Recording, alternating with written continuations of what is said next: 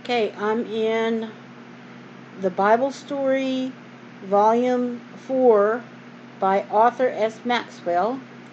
And my book has David and Goliath on the front. It's a 70-year-old book. I got the complete set.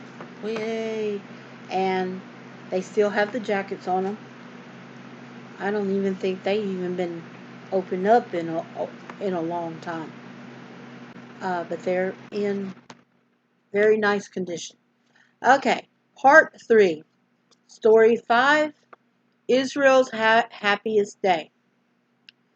Under King Solomon, the children of Israel enjoyed their happiest day. Never had they been so rich. Never had they known such peace. Judah and Israel were many, and as the sands which is by the sea in multitude, eating and drinking and making merry. Those were good times indeed. And Solomon reigned over all the kingdom from the river, and then it has Euphrates in parentheses, unto the land of the Philistines, and unto the border of Egypt. They brought presents and served Solomon all the days of his life. Okay, this looks like it's condensed into the verses. He had peace on all sides around him, and Judah and Israel dwelled safely. Safely, every man under his vine and under his fig tree, from Dan even to Beersheba, all the days of Solomon. Yeah, he's supposed to have been the very wisest man. You may have heard of him, you may have not. Okay? With no enemies to fear and no wars to fight, Solomon was able to devote himself almost entirely to the task of building the temple his father had planned and prepared for so lovingly. So he had plenty of time to build the temple. Okay, let's go on. Though David had made great preparations and gathered much lumber and metals of various kinds, they were not enough. As Solomon looked over the plans for the temple his, his father gave him, he saw that he would need much more materials before he could start to build. So he sent to David's old friend Hiram, Hiram, Hiram, king of Tyre, and asked him for help. In particular, he wanted more cedar and fir trees out of the forests of Lebanon. He offered to pay well for them and sent men to help cut them. For, he said graciously, thou knowest that there is not among us any that can hew timbers like the Sodarians. Sodarians. Yeah, no one can cut lumber and fix it up like a Sodarian. King Hiram was equally courteous and sent back a message saying, Blessed, blessed be the Lord this day, which hath given unto David a wise son over this great people. Then he promised to do everything Solomon asked. I will do all thy desire concerning timber of cedar and concerning timber of fir.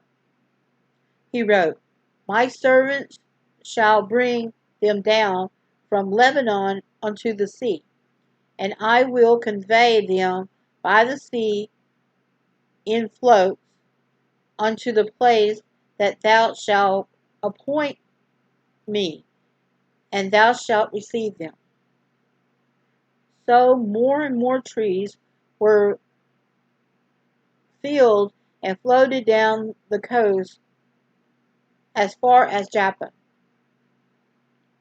Joppa, yeah, I kind of know where that is. It's kind of down, but it's probably got a different name now. Then Solomon's men hurled them up the steep road to Jerusalem. It was a long and heavy task that took years to complete. So Hiram gave Solomon cedar trees and fir trees according to all his desire. All these breaks is kind of making my head hurt a little bit. And Solomon gave Hiram 20,000 measures of wheat for food to his household and 20 measures of pure oil. Thus gave Solomon to Hiram year by year. So he gave him a lot of oil and flour. That's a lot of oil and flour. To help Hiram in cutting and sawing, Solomon called for 30,000 men, sending 10,000 every month to Lebanon in rotation. In addition, he had 70,000 men helping in other ways, and 8,000 hewers in the mountain. So they were pulling rocks out, hewing rocks. That is an art form. And yeah, marble stone is pretty much what I remember, pieces that I remember, taking the art classes. Okay, at the king's command, these men brought great stones, costly stones, and huge stones to lay the foundation of the house. And Solomon's builders and Hiram's builders did hew them. And the cornerstones, so they prepared timber and stones to build the house. Yeah, there's a little,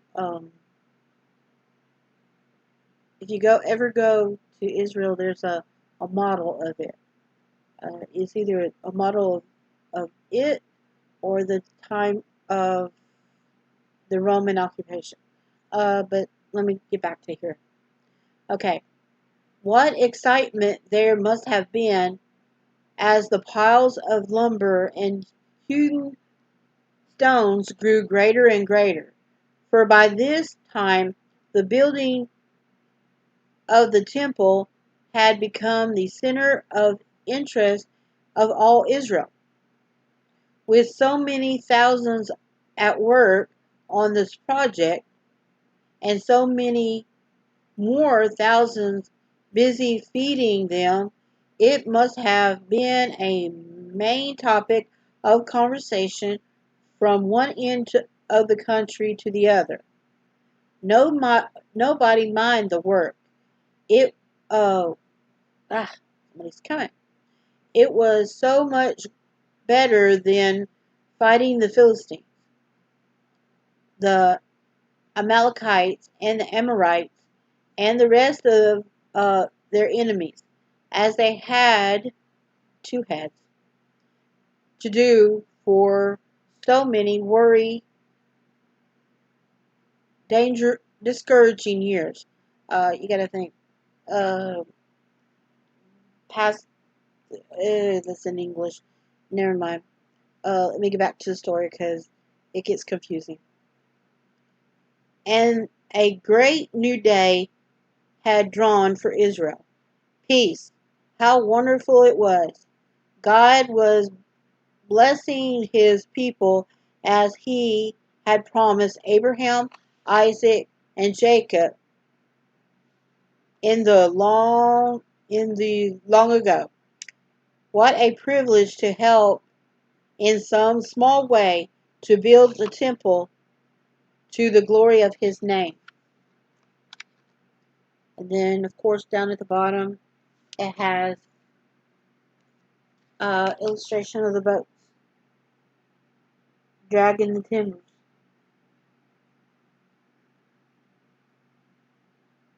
And they look more to me like the Greek boats, but that's just me. And that was part 3, story 5. So we're going to stop because that was the end of that story. I'm going to stop, and then I'm going to take a break, and then I'm going to come back and read the next story. Okay? See you in a bit.